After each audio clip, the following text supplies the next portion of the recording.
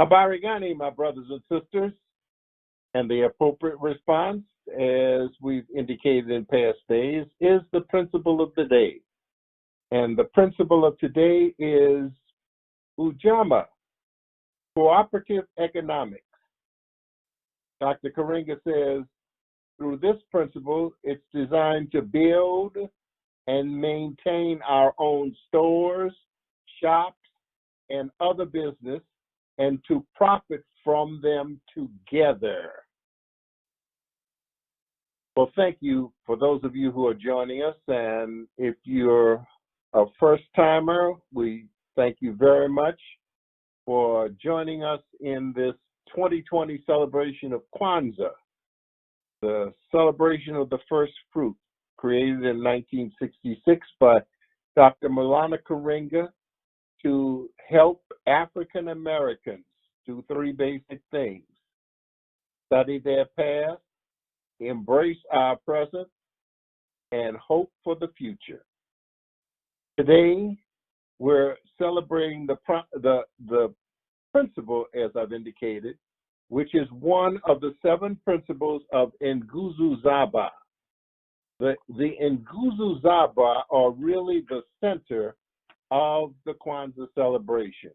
There are a lot of traditions and cultural aspects of the KWANZAA celebration.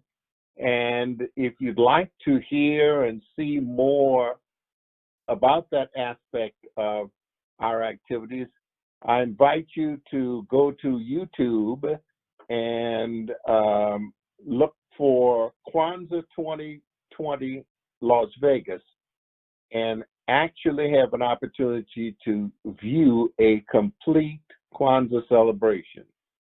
And as I normally indicate, we open up our sessions by giving the principle of the day, greeting each other, saying Habari Gani, and we're happy that you're joining us today.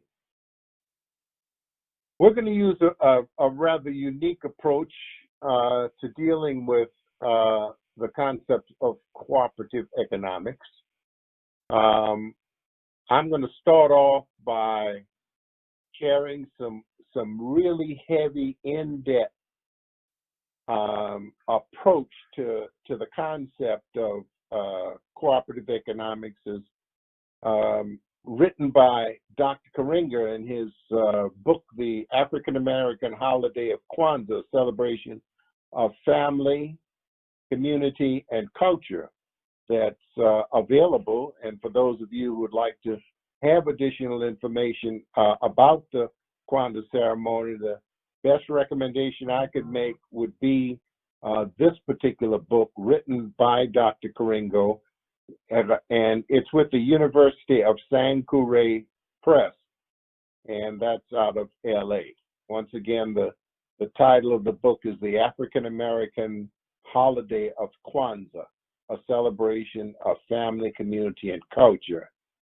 I have both a hardback and a soft cover, and the soft cover is kind of like my Bible that I carry around and refer to on a regular and consistent basis about information about KWANZAA.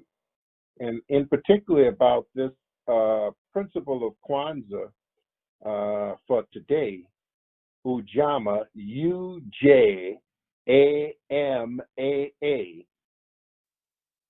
defined as cooperative economics, and it is essentially a commitment to the practice of shared social wealth and the work necessary to achieve it.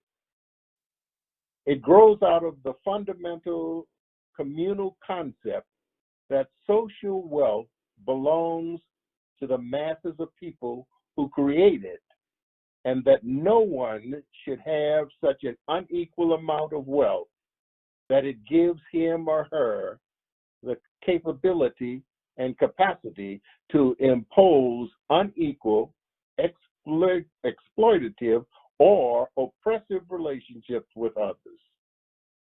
Sharing wealth is another form of communication and exchange by sharing and cooperating in general, but it is essential Because without this principle and the practices of shared wealth and the social conditions and exploitation, oppression, and inequality, as well as deprivation, we will continue to suffer as a people. So, as we look at this principle today, and I reflect personally on the concept of cooperative economics, I thought that an appropriate response and approach to this particular principle would be acceptable for us to incorporate one of the key concepts and ideas of paying tribute and recognition to those who have gone before us and our heroes, as we do each day when we celebrate KWANZAA and have the complete ceremonial celebration. We pour libation. And during the period of pouring libations, we actually pour water into the earth. And that is a symbolic effort of nourishing our ancestors and those who have gone before us. As I've said, as we gather daily, that KWANZAA is really, really very focused on communicating values to our youngsters. If we are to become a people and move to the point where we can recapture our greatness as African people on this American continent, we must be able to develop a set of principles and guiding values that lead us in that direction. And that's for us what the Nguzo-Zaba, the guiding principles of KWANZAA, are. And it is our responsibility as parents and leaders of family and heads of family and leaders of community to provide some example of leadership to our community and to communicate to our children those values that we feel are important and significant for them to embrace in order to live the good life. Thus, we embrace the principles of the Nguzo-Zaba, and today we talk about one particular principle that we discuss on the fourth day, Ujamaa, Cooperative Economics. Our activity today is being sponsored by the Samuel L. Smith Educational Foundation. It's a nonprofit incorporated organization located in the city of Las Vegas, and I have the pleasure of serving as the president of the Samuel L. Smith Educational Foundation. And I'm your host today, Dr. Al Gurrier. So who is Sam Smith? Sam Smith is the kind of person you would want to pay recognition to as you pour a libation. He was, well, I guess to really describe him, I could say that Sam Smith was a fireman, but he couldn't extinguish the fire in his heart to make a difference in his community. He was an advocate of educational, cultural, and economic development, and a true drum major for social justice. His entire life effort was to strive and to establish a growth partnership with his community, where both he would grow as a result of his service to the community, and the community would grow as a result of the service and effort that he rendered. He accomplished this by inspiring, empowering, and contributing his every human resource to the betterment of his community. He inspired lifelong learning, he advanced knowledge, and strengthened cultural awareness throughout the African American community. He motivated his brothers and sisters to move from poverty to a life of creativity, sharing, and innovation. To those whose lives he touched, they have become known as children of the native sun.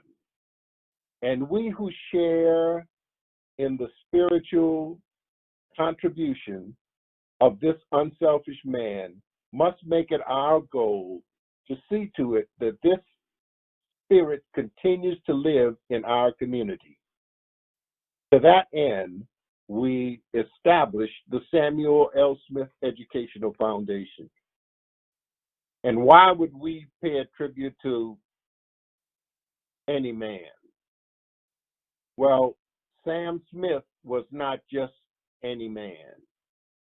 He was born about 75 years ago in New York City, and he was a fireman.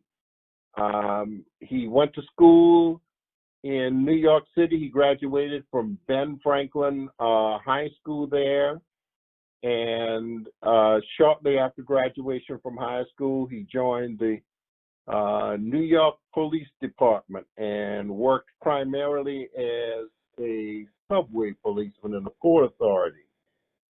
He one of the significant events early in Sam's life, while he was a policeman, one summer he went on vacation to on a trip to Brazil, and while he was in Brazil, he was in an automobile accident, and as a result of the accident, he lost 2 fingers on his shooting hand. And as a result, he was declared disabled by the NYPD, and he was given disability retirement. That was a blessing for Sam because that enabled him to be able to leave that career. And it was at this point in his life that he moved to Las Vegas, Nevada. This is where he really began his tenure of service, although his efforts prior to coming to Las Vegas and his educational background focused on and centered around the study of African American history and culture. Sam Smith graduated from Hunter's College, which was called Richmond at the time, on Roosevelt Island in New York in 1965. He graduated in 1965 now with a degree in Black Studies.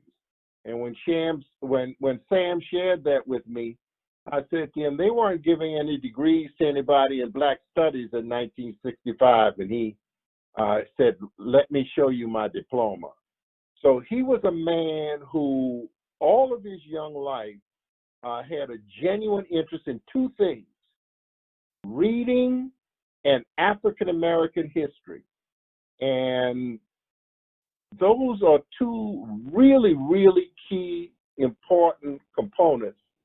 And they are components of Sam's life that I want to encourage those of you who are listening to tonight who are really interested in KWANZAA, and you want to find a way of involving your children in the celebration of KWANZAA, then you've got to get them interested in reading, and in particular in the area of African American history and culture. And I share that as a teacher myself. I look at the life of Sam Smith, and I truly believe that he became the great dynamic African American leader he was because of his love of African American history and culture and his love of reading. I recall early on when I moved to Las Vegas, Sam was one of the first people I met in this community. And he invited me to his home. And when I went into Sam Smith's home, I thought I was in the stacks of a library. In Sam's living room were shelves of books. I would estimate that there were over 10,000 books, magazines, albums, articles, and other paraphernalia that he had assembled and collected on African American life and history. Well, as I indicated, when Sam moved to Las Vegas, he joined the Clark County Fire Department. And at that time, there were very few, and they're not a heck of a lot today more than they were then, but there were not many opportunities for African Americans in service like the fire department. And but Sam had come from a municipal service background. He had been a part of the police department. So being a part of becoming an active member in the fire department would be a natural progression for him. However, one of the ways the system did then and continues now is to say, well, in order to get a job working in this fire department, you have to take a test. Sam Smith took the fire department test, and Sam Smith made 100.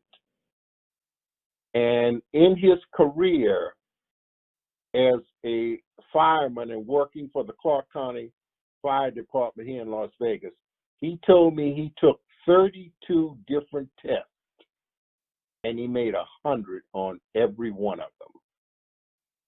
Sam Smith was probably, at least from his ability to share information, knowledge, and facts that he had absorbed on African American history and culture, was probably the most brilliant man I ever met in my life. And I indicated that when I went to his home, I found over 10,000 books. And I also found out that Sam Smith had read every one of them. So as we celebrate Kwanzaa in our homes today and we reflect on the principle of Ujamaa, Sam Smith would be an appropriate person because he demonstrates the capability and the ability to be able to absorb knowledge as a result of being able to read and an interest in African American history and culture. And since we want to provide our youth and the young people of our community with values and positive things of interest, then reading. And one of the things we do in our celebration of Kwanzaa is we give gifts. Now, we're very cognizantly aware of the commercial giving season that our celebration is a part of. And by no means is it our effort or intention in any way to compete with Christmas. Therefore, we believe that the gifts we give should be things like books or handmade articles, creative materials that can be made from available products in the home. We do not encourage the acquisition of commercially prepared materials to be given as zawadis, which is the term that we use to describe the gifts we give during Kwanzaa, zawadis. So we're talking about Samuel L. Smith, who is, he is deceased now. Samuel Smith was laid to rest in February of 2016. And shortly after that, the members of our community established this foundation to help maintain his legacy. I was sharing with you about what an avid reader he was and how he had acquired quite a collection of books and artifacts about African American life and history. So a group of us felt that it was important that this tremendous collection of material and knowledge not just be kept in Sam Smith's house and we said to Sam, you need to find a way of sharing this with the community. So after deep reflection and consideration of the request that had been made by friends and relatives and people who were close to him, Sam Smith came up with the idea that he could share his resources with the community. And he came up with a very ingenious way of sharing it. He opened a bookstore in the middle of the predominant major African American community in the city of Las Vegas. That community is called the West Side, and it shares the same zip code with the casinos in downtown Las Vegas, the Smith Center, and all of the cultural activity and casino activities in downtown Las Vegas are in zip code 89106. The West Side, which is separated from this very bustling downtown center by train tracks. So the West Side is on the proverbial side of the tracks in downtown Las Vegas. And really, up until the 70s, the West Side was the only place that Black people could live. Now, there were Black people living elsewhere in the Las Vegas Valley, but the only place that generally Black folks could find property to buy and live as a community was on the West Side. And West Las Vegas in the 40s, 50s, and early 60s was a bustling community.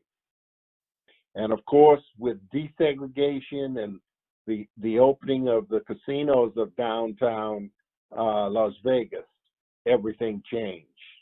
And as far as I'm concerned, once Blacks could go into the casinos and go into downtown Las Vegas, little interest was paid by the city fathers and the city leaders in the West Side Las Vegas community.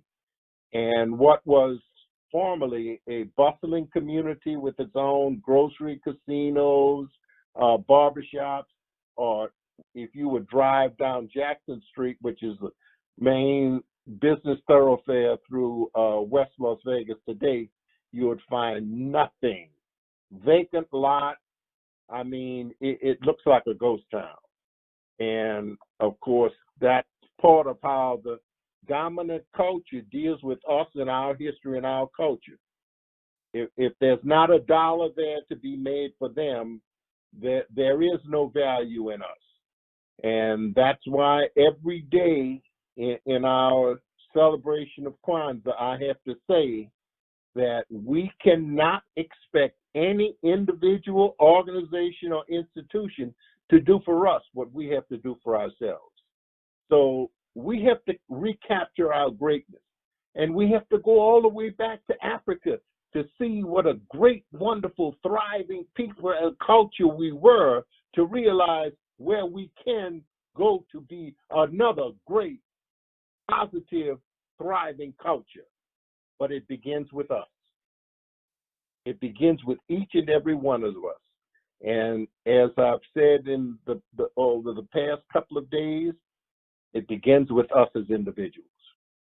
Each of us as individuals have to accept and embrace a principle, a set of principles like the Nguzo Zaba that would help us move toward the good life.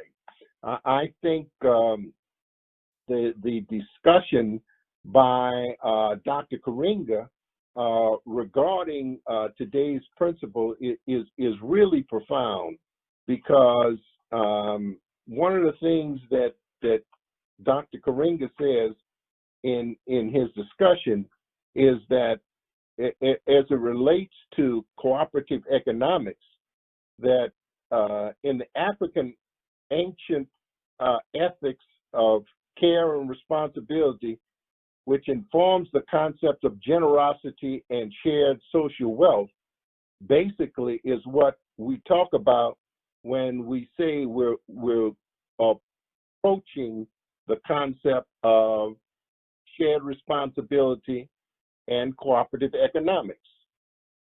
Thus, of course, in ancient Africa, these were common practices, such as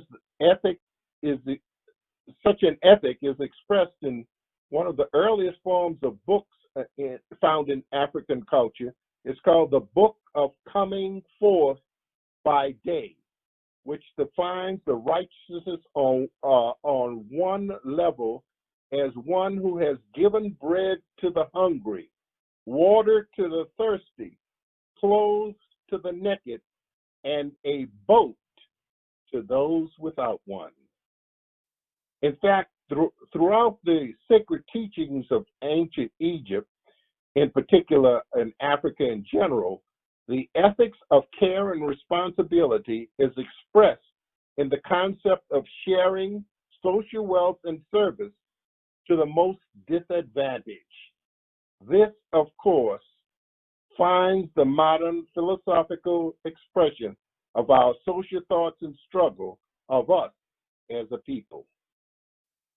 So we look to African history and culture and tradition, and as I reflected on the cooperative economics, I thought about Sam Smith, and to show you how I thought it was significant that we pay tribute to him as one of our elders today.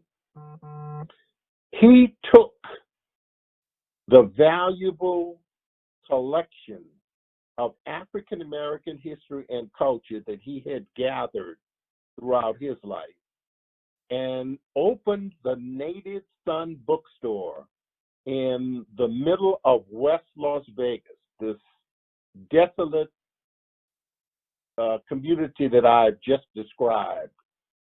But one of the places, one of the points of light that really shone in our community, particularly in the West Side, was the Native Sun Bookstore located at 1301 D Street. And in the Native Sun Bookstore, Sam incorporated all of his collected books, material, records, tapes, newspapers, and he shared it with the public. It was called the Native Sun Bookstore, but Sam Smith never made a dollar with the Native Sun Bookstore, and he gave away more books than he sold. And not only did Sam Smith give away books, but he gave away knowledge and information that he had acquired. People would come from all over the world to visit the Native Sun Bookstore.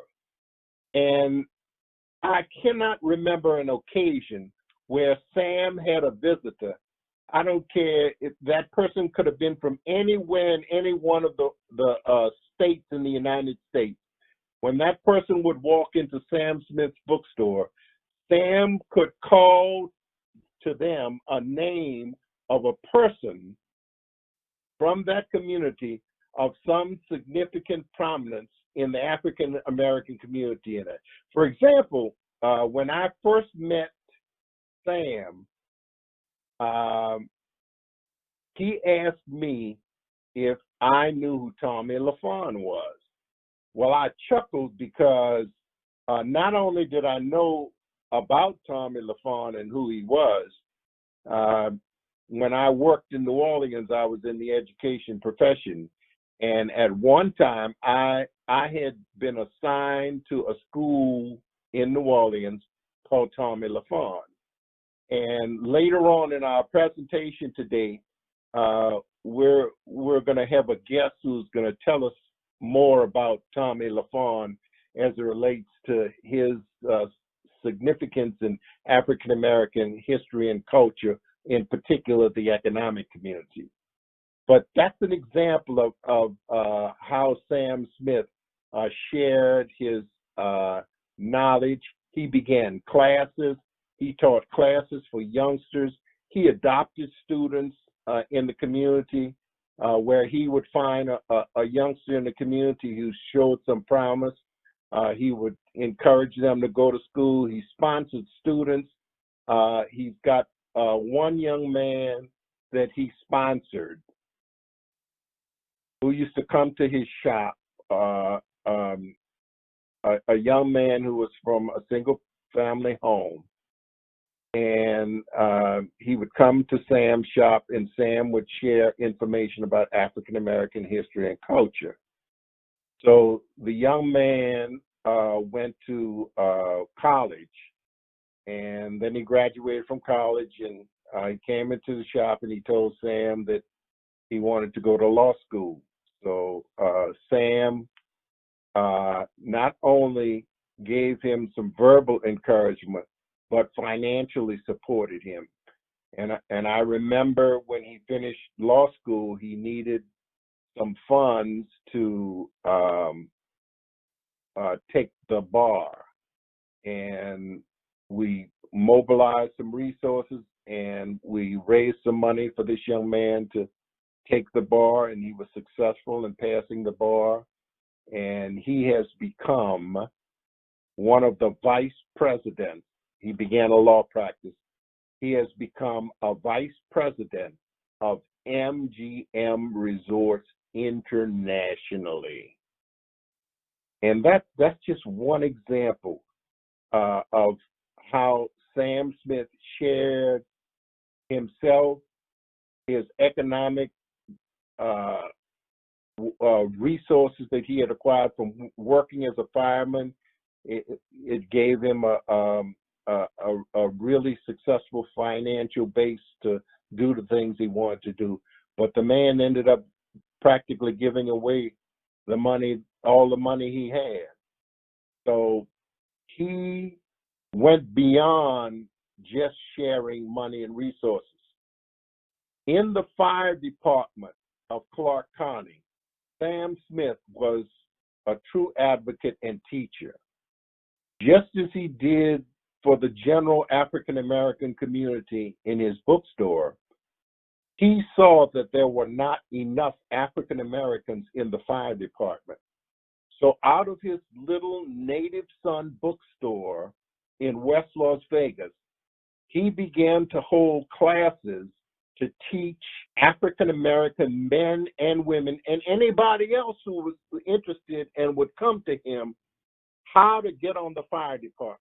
And today, every one of the highest ranking African Americans in a fire department in the city of Las Vegas, and there are at least three municipalities, and every one of those municipalities that has a black fire chief, that person is a protege of Samuel L. Smith. And every woman who serves any significant position in any fire department in this community is a protege. The very first woman of color hired by the Clark County Fire Department was a woman who was trained in the native Sun Bookstore. That was the kind of effort and sacrifice that Sam Smith made for our community. He left us too early at the age of 75. But the spirit of Sam Smith and how he shared himself is a classic example of the kind of expression that I shared with you earlier that I got from Dr. Karinga in what cooperative. So as I promised in my introduction today, one of the two guests that we're having today is a gentleman I happen to know quite well. As a matter of fact, he is my son with whom I am well pleased. It's my pleasure at this time to introduce to you another Dr. Al Gurrier. We call him Sonny, and he is currently a professor at the University of Baltimore. Sonny. Thank you. Thank you, Baragani. So today being the fourth day of Kwanzaa, we're talking about Ujamaa Cooperative Economics. So given that my background is in banking and finance, I thought I'd share a little bit about the history of cooperative economics from a financial standpoint as it relates to African Americans in the United States. Oftentimes, especially during Kwanzaa, when we talk about the different principles of Kwanzaa, we oftentimes reflect back on the past from a historical standpoint. And today I thought I'd talk a little bit about the history or some of the history as it relates to cooperative economics and finance in its relationship to banking. Oftentimes when we talk about cooperative economics, we think specifically about modern economics and the relationships of the Black dollar within the community, Black businesses, and Black entrepreneurship, without understanding the history and the historical relevance that the components of systematic structures play in terms of how the Black economic experience is in the United States. We know that from a historical standpoint, that the commerce within the Black community has been in existence for centuries, even prior to the beginning of slavery. We know from historical accounts dating as early as the early 1800s that we had institutions of finance that took place within the United States. One of the most prominent individual financiers, as we would call them, in the early 1800s is a gentleman who I'm particularly fond of because he's from my home area by the name of Tommy LaFawn. So prior to any type of state-sanctioned financial institutions in the early 1800s, we had individuals who provided this service to the community. There were many of these institutions or individuals throughout the country and predominantly in the South.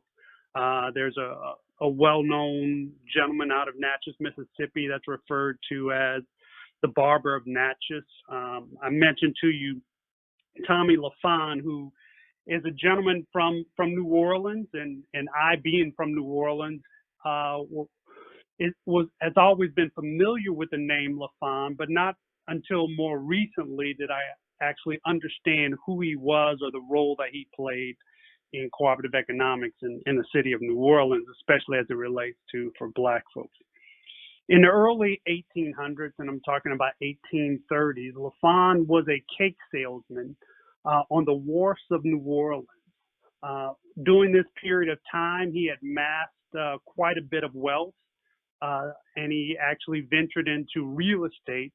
And by the mid-1940s, had become a prominent individual in the financing of individual credits to individuals, primarily Blacks, in New Orleans in the early 1840s. Now, we're talking about a period of 20 plus years prior to the Civil War, prior to the Emancipation. We're talking about an operation or a system of establishing credit and relationships and economic activity among free Blacks in the city of New Orleans. Tommy LaFawn, which is what we would consider in modern day a philanthropist, he established a number of orphan homes. He developed the first what they call home for aged colored men and women in the city of New Orleans. He made sizable donations, and he was significantly involved in the Underground Railroad, and in many accounts is listed as one of the founders in the Underground Railroad. We're talking about an African American in the 1940s of prominence, of wealth, and economic stability. So we have a rich history in our culture of cooperative economics, and we're talking a time frame of mid to early 1840s. Obviously, we know in the 1860s, we had the Civil War and the Emancipation, and coming out of the Civil War, Blacks were faced with with greater economic opportunity, although we were still excluded from mainstream finance and capital. Ironically, many Blacks' first exposure to finance and capital was through the now defunct Friedman Bank. Now, in this period of time, approximately about 180,000 Black men had joined the Union in 1862. Now, the overwhelming majority of these individuals were former slaves, and these former slaves made up over 10% of the Union's forces. Now, these were Blacks who were paid for their services. As a result of being paid for their services by the federal government set up these war banks. One of the first of these war banks was set up in 1864 in New Orleans and was actually called the Free Labor Bank, which was set up to retain the deposits of these union workers as well as other free men. Now, again, 1864. And then at around the same time, the conclusion of the Civil War, there were a number of these deposit accounts for Union soldiers who were not recovered, as well as a push to establish some type of banking structure for African Americans, and a group pushed to initially charter a bank in New York designed for African Americans. Now, on the heels of the 1864 National Bank Act, there was actually a push, instead of creating a New York bank, to actually charter a national bank.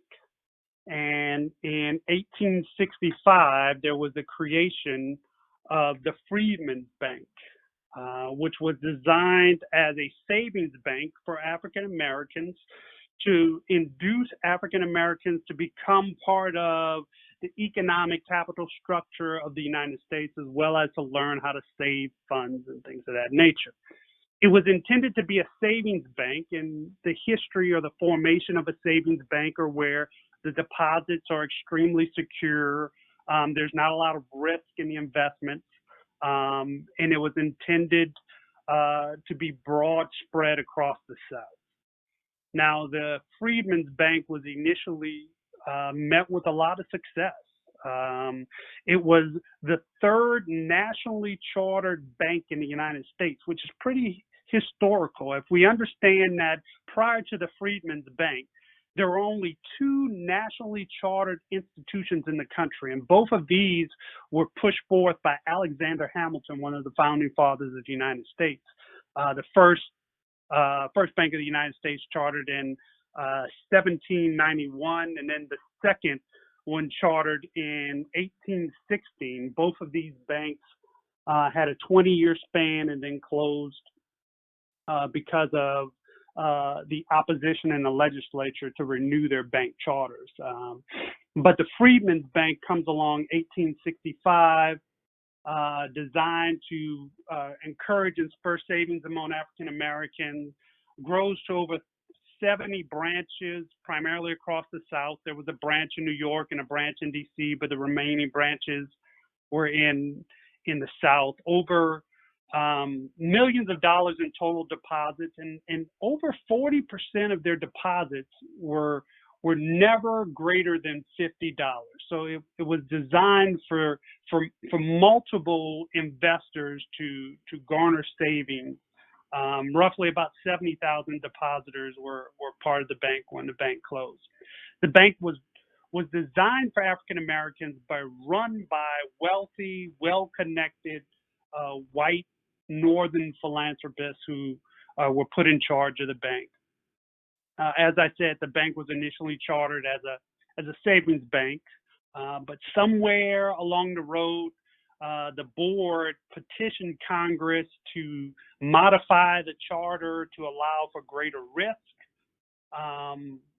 When Congress accepted, it's a long story, but mismanagement and corruption eventually led to the demise of the Freedman Bank. In the latter months of the bank, They called on the well-known Frederick Douglass to come in and run the bank.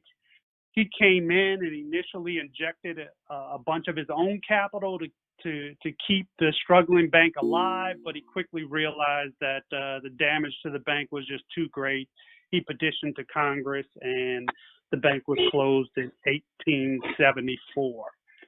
Now, at the time, W.E. Du Bois talks about the closure or the failure of the Friedman Bank as one of the greatest injustices, and he said the failure had done more damage to the freedmen than an additional 10 years of slavery had done.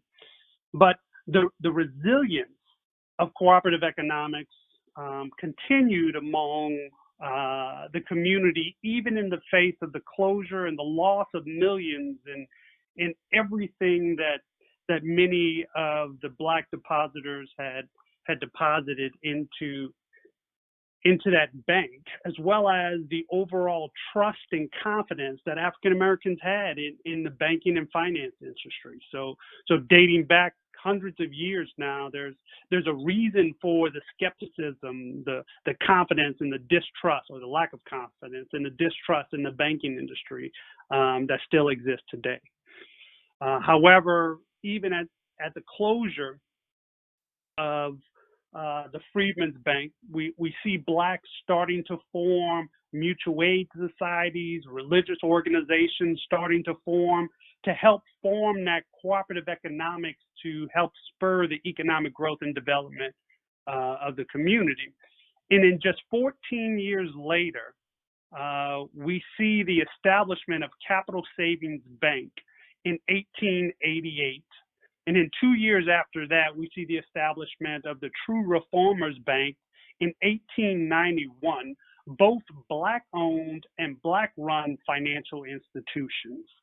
A historical moment for African Americans throughout the country in the late 1800s. Now, at the turn of the century, in the early part of the 20th century, Black economics and Black banking was growing. The central bank, or the Federal Reserve as we know of it today, was established in 1913, so right in this period of time, which helped stabilize bank runs and the stability of the banking industry. But a particular individual by the name of P.W. Chavers, an African American who originally organized the Douglass Bank in Chicago.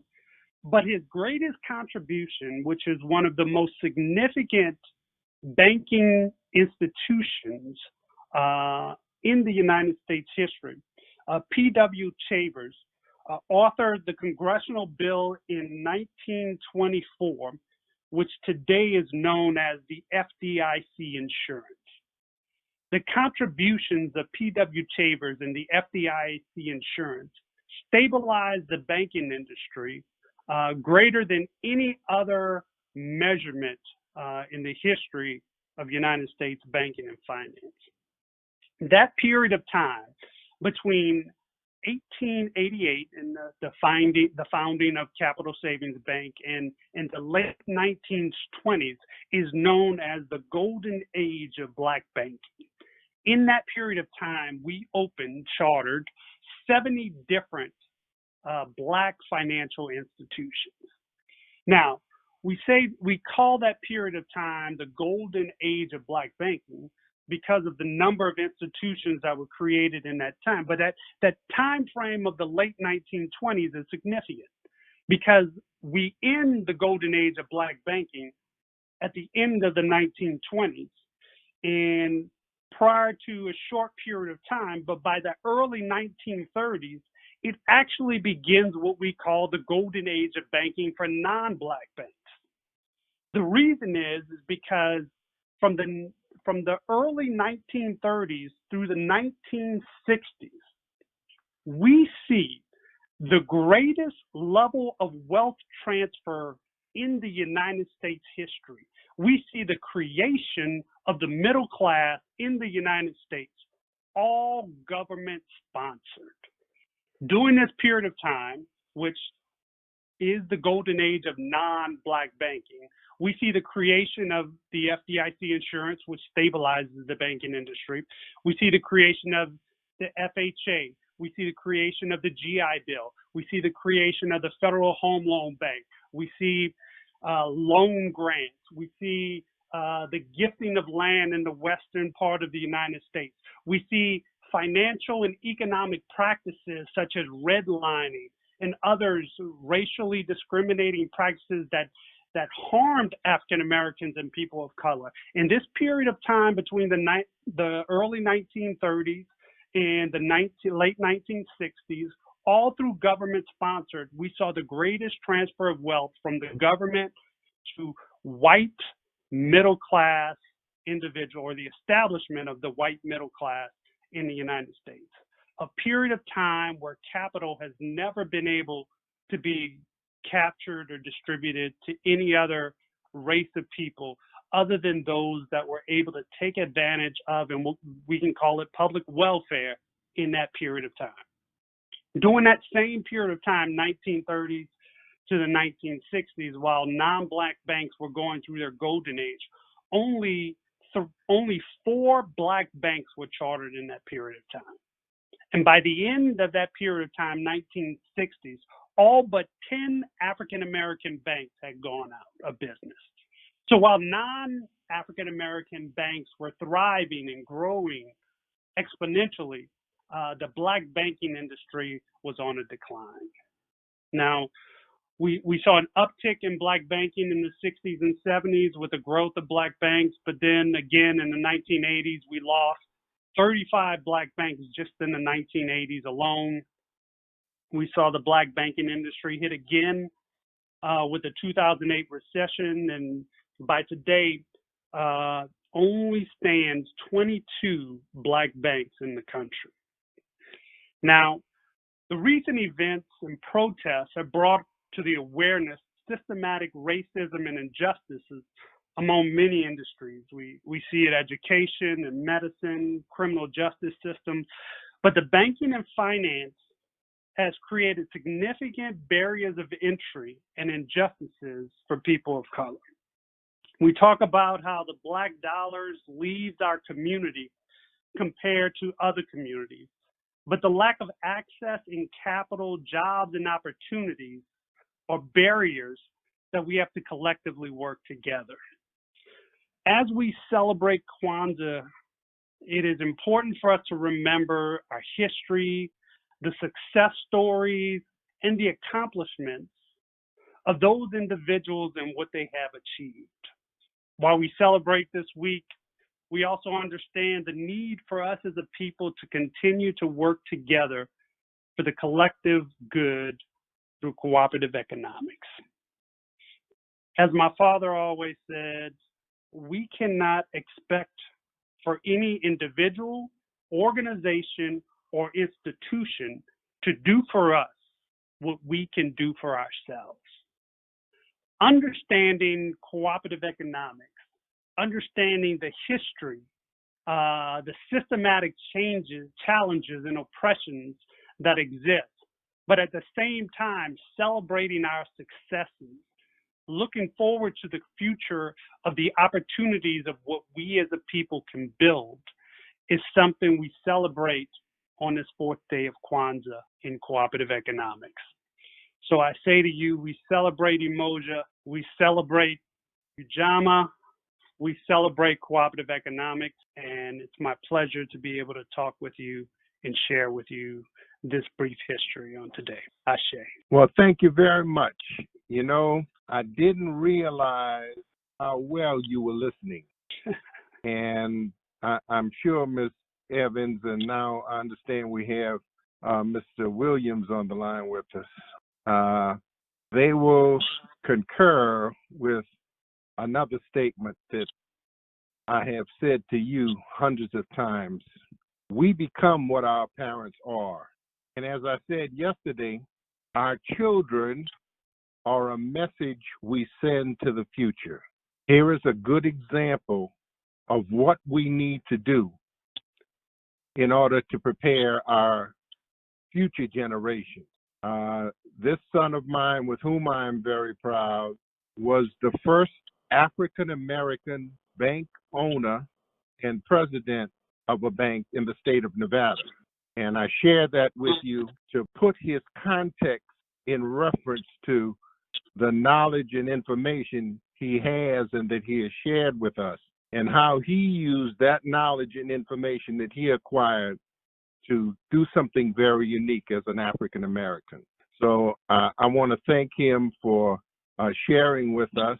And if you don't mind, I'd like to invite either Ms. Evans or Mr. Williams to ask you any questions, if you wouldn't mind answering them at this time. Absolutely. Go ahead. Good afternoon. Okay, so thank you so very much for joining us today. And we do appreciate your input. And I'm going to turn the floor over to Steve Williams. I believe this is more his field. So I'm back. Oh, no, sorry, I was on mute. I didn't really have any questions. I'm pretty well versed on the history of banking in America. And my really, the conversation is the approach, execution, and relevance of cooperative banking amongst ourselves on a day-to-day basis. Usually my focus has been on the non-European model of cooperative economics, which is been every other culture which has made any impact in America. Asian cultures, Latin culture, African cultures, they all exercise a form of cultural cooperative economics, which it's not. Well, a strong example of that is the Somalian culture. The Somalis, most of them that are in Minnesota, and I've been real close to that culture, they don't deal with banks because they don't believe in usury. So they don't believe in paying interest for anything. So they combine their money together in a type of tandas where they are able to, as a group, cooperatively buy and acquire property and assets without being really directly involved in the European banking system that's here in America. That type of cooperative economics leads them to have a different type of power, a different type of ways of doing that. Latin America, they have tandas groups that are all across the country that help them into buying and acquiring businesses and helping businesses grow, much the same way as Asian cultures, Vietnamese and Korean families, they work that same type of cooperative economics to build and grow small businesses by everybody working together, one person taking the pot, investing the pot into the business, making the business grow, putting that investment back into the pot, and the next person taking their turn. I think in order for us as a people to really gather a hold of that, one of those first ones came from Africa. As I said, Somalians, Nigerians also, some places have the same type of cooperative economics. I think in order for us to truly make an impact is for us to have to look towards that type of system for us to make a way. I appreciate the traditional ways which has to be done, but as a people ourselves individually, we need to, and in small groups, we need to look at this type of cultural bonding, because the other things that come from these cooperative economic types, that was especially, and I can get Oklahoma sense of how cooperative economics and farming and all that worked into Oklahoma and the building of the economy there from Langston to Tulsa. Those are the things that I think we need to really try to get into our people to really make a difference in more ways than one. So that's what I was looking for as far as cooperative economics go, and looking at the different cultures and how they have exercised it, and how that is the one thing which, is with us as a people that were, descendants of those enslaved peoples. Our culture is there. It just hasn't been cultivated, and we need to look at that economic part of it and really work. One of the things that I would say in Oklahoma, during that time when Oklahoma was still a territory and these black towns were being built, you had many different types of black people that were there in Oklahoma. All different cultures and backgrounds, but we looked the same. Some were Indians, some were freemen, and some were freedmen, but they all worked together to the greater good, cooperatively. And the ending of that was strategic. In the execution of Jim Crow in Tulsa and in Oklahoma, in Oklahoma. And as I was just learned just a year ago from one of the most historic legislators there, that was Law 1, Book 1 in Oklahoma. Black people get back, So that's what I mean by the cooperative economics. It helps us not only about money, but it will help us as a people build trust. One of the reasons why we have a lot of problems is because we don't trust each other. We just inherently don't trust each other. And being able to do something cooperatively and to have a mutual investment in each other is one of the things that builds that trust. You can go to any type of people, and even amongst in the European banking system, when you look at them, those cats, they trust each other, even if they rip them off. Even if they know they're going to be ripped off, they'll at least, hey, we know everybody's going to steal. I mean, I've been there, the fly on the wall, the IT guy. I've been there in the big places. And then everybody's going to steal, but they'll get along together to cut up the pie. I'm not saying that's our intention, but we have to learn, how to build that trust and investment in one another. And I think that it's got to start at a little bit lower, more grassroots level. And I think that from that level, from that tribal level, it will percolate up and become very successful. I'd like to thank both of you gentlemen for your input today. Dr. Al Gurrier from the University of Baltimore for his historical perspective of the banking system in this country, and Mr. Stephen Williams, president of the NJOF, for what he sees as his futuristic view of our cooperative economics. We're going to take a pause now, and we'll be back with more of our discussion with Mr. Steve Williams. So today, as we conclude our discussion on UJAMA, cooperative economics, I thought it was quite appropriate and maybe an even different and unique twist for me to interview a young man in Las Vegas who runs a community garden.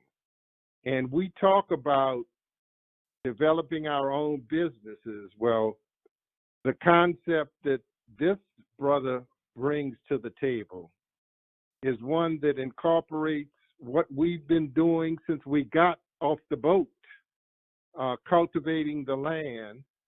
But now he's talking about cultivating the land for our own benefit. So it's my pleasure at this time to introduce to our KWANZAA listening audience, Mr. David McClinton, and he will give you the correct pronunciation of his name. That was pretty accurate. Okay, thanks. And he's going to share with you a little information about the Vegas Roots Community Garden here in Las Vegas, Nevada. David, thank you very much for joining us in our celebration of KWANZAA. And I'd like for you to just take a few minutes to share with our listeners what you do here in Las Vegas, Nevada. So I'm the agricultural engineer for Vegas Roots Community Garden and Farm.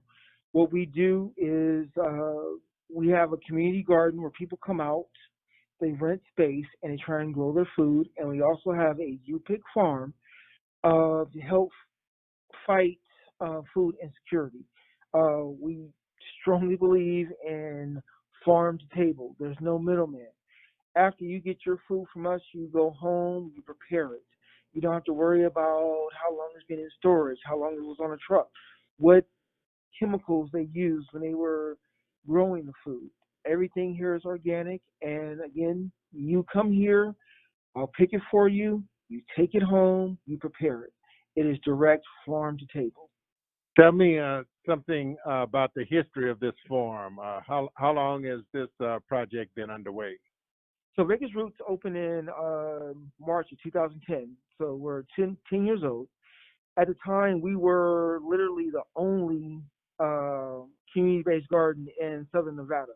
Now we're one of several. We started the trend. But we are still the only farm and garden in between Vegas proper and downtown. You're not going to find anyone farming or developing a community garden anywhere in the Las Vegas area, the metropolitan area. So in my effort to actually not just embrace, but incorporate the principle of Ujamaa into my life, I came to this garden this morning and share with our listeners some of the fresh fruits and vegetables I was able to acquire today. Oh, man. So you had a beautiful head of cabbage, some wonderful spider lettuce. One of the stars of my show is our purple mustard greens. You got to come out and get some purple mustards. They're delicious. They are. And a nice head of romaine lettuce. We have so many things growing from right now because it's winter, leafy greens and root vegetables. So we have garlic in the ground, we have beets, we have a lot of kale, a lot of different types of lettuce, bok choy. You just got to come out and see and experience it for yourself. Okay, so I said fruits and vegetables. You gave me a perfect description of the list of vegetables I acquired, and some figs. We do have figs. So here's something that's very interesting. It's very rare you're going to see a naked tree, a tree without leaves. A tree without leaves that's bearing fruit.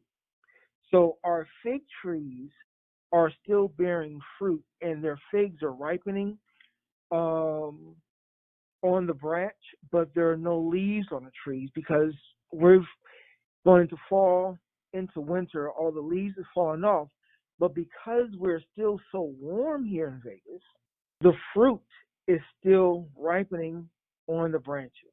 So yes, we do have figs. So David, I want to thank you for your effort in sharing with us what you're doing in our community as a productive citizen working with the earth. And I'd like for you to tell our listeners the address and location of your garden in case there are listeners who might like to come by and visit. Oh, indeed. So we're located on 715 North Tonopah, and that is right off of Bonanza and Tonopah, in between MLK and Rancho, off of Bonanza. We're on 5 acres of land. We're growing on about 2. So come out and experience this. Get your hands dirty. It's one of the most amazing experiences you can have, especially in Vegas, because Vegas has always been about the lights and the glitz and the gambling. Well, let's get into the growing, into the dirt, and then into the soil and play with some worms. Okay, so KWANZAA basically is a process that helps us to go back and look at the past. Would you tell us a little something about the founder of your project? So the founder of Vegas Roots is my cousin, Rosalind Brooks. She was originally a school teacher, and she was gifted this land by her cousin. And he gave her an opportunity to develop what she wanted to develop. And she said, you know what, let's do something for the community and build a community garden. So with that, we have plots for people to rent. We have a campground. We have an outdoor kitchen. We have an amphitheater, a stage, We even have a dog park if you have pets you want to come and bring out to the garden. We're very pet friendly.